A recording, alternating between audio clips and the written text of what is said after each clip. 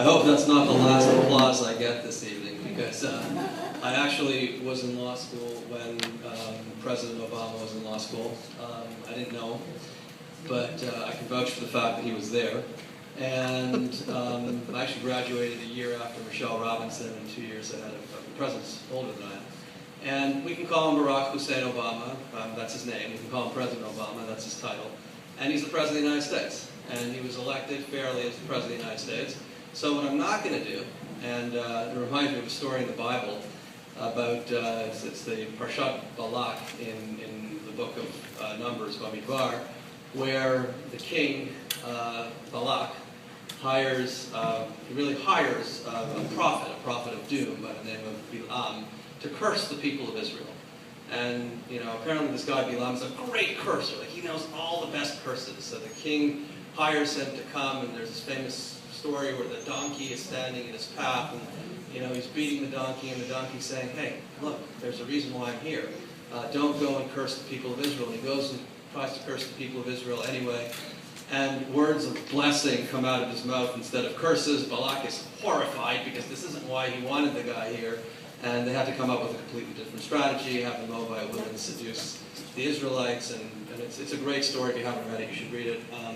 But that's not what I'm here to do. I'm not here to talk about the Bible, although I'm happy to talk about Israel, and I suspect that I will. I'm not here to demonize the President of the United States. I don't belong, as the flyer said, I don't have a party affiliation. I'm not a Democrat or Republican. I don't know the President personally, but I know a lot of people who work in his administration.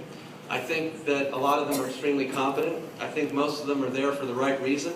I think that the President was elected 4 years ago fair and square.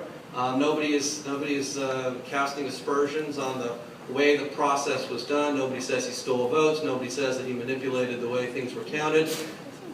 But he's done a bad job. And you don't get to, this is not a job that lasts forever. It's a job that lapses every 4 years. That's the great thing about living in a democracy.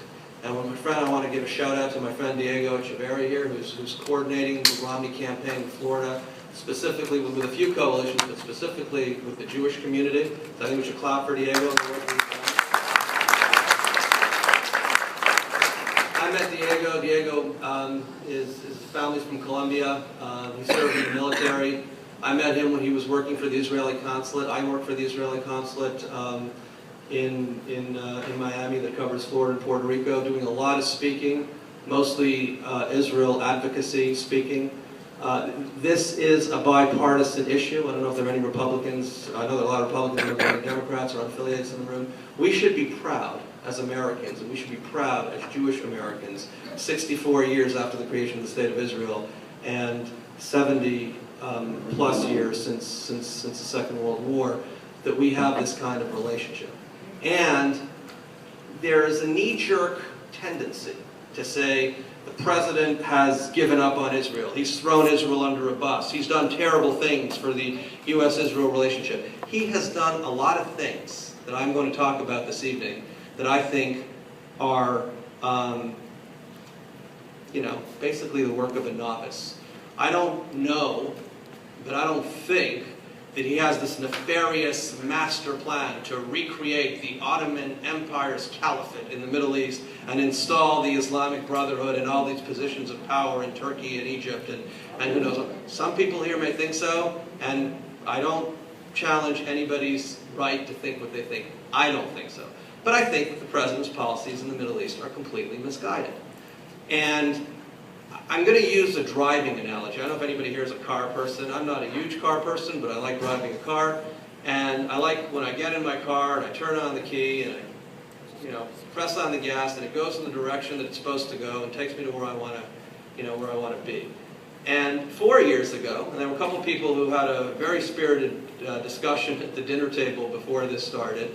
And I thought, wow, I didn't bring any notes. I don't think I'll miss my notes as much as I'll miss a helmet and a flak jacket if some of those folks are in the room and I get caught in the crossfire. But for those of you who know who you're going to vote for, and I know who I'm going to vote for. For those of you who don't read Hebrew, it actually says Romanian, but it also says Romney, or Lenny or Romney, in Hebrew letters. And I also wear a juxtaposition of the Israeli and American flag that I'm very, very proud to wear. It's true, as I was introduced, I was born in Jerusalem as a Canadian citizen on the 4th of July. So, that's cool. And somebody mentioned it us. Okay, there you go. In Jerusalem or on the 4th of July?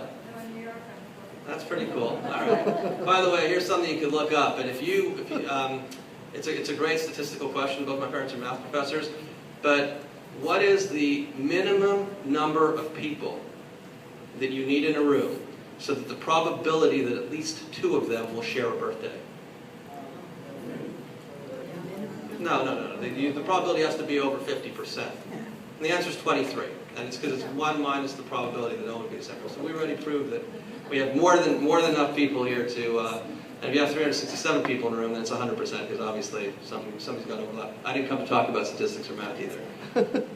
Look, when I grew up, coming back to Israel for a second, there was a joke that I didn't completely understand, but now I think is even funnier than I thought then, about an Israeli agronomist at an international agriculture conference, and he's listening to some Texan talk about his ranch. And the guy says, I'll wake up in the morning, I get in my car, and I drive. I drive and drive and drive, middle of the day, sit down, have myself a big steak, treat myself to a big lunch, get back in my car, and I drive and drive and drive till sunset, and I still don't get to the end of my ranch. The Israeli looks at him and says, you know something? I used to have a car just like yours.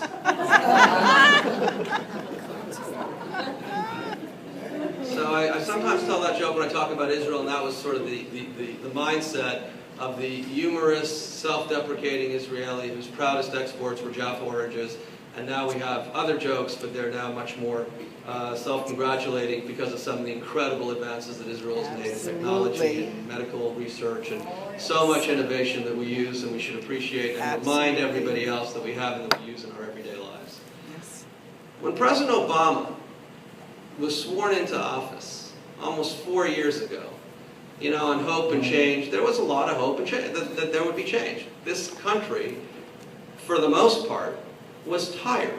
They were tired. There was a lot of Bush fatigue, a lot of Republican fatigue, and the swing voters felt like this isn't working. It doesn't feel like it's working. There was a huge financial crisis, and it didn't seem like the current or then administration really knew how to fix it. And it certainly felt like that administration had helped bring it about. You know, I'll talk about the actual numbers in a second, but the numbers that, if you look at the balance sheet of the United States of America right now, it's an absolute mess.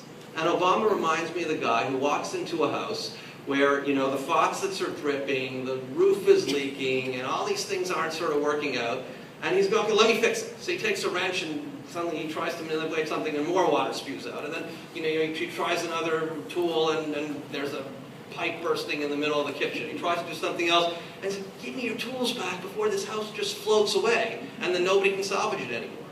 And, you know, you all hire people in everyday life, and whether it's a housekeeper, whether it's a gardener, whether it's a teacher for your students, whether it's somebody to help you accomplish something, whether it's an assistant or a lawyer or a physician, and you have the right to choose whether or not you want to keep that person doing that job. And if, you know, or whether or not you want to trust their competence. This isn't so much an integrity issue as it is a competence issue. If we're talking about who's lying, okay, I'm saying he's lying, she's saying I'm lying, we're all lying, and then nobody's going to talk to each other. Right? If we're going to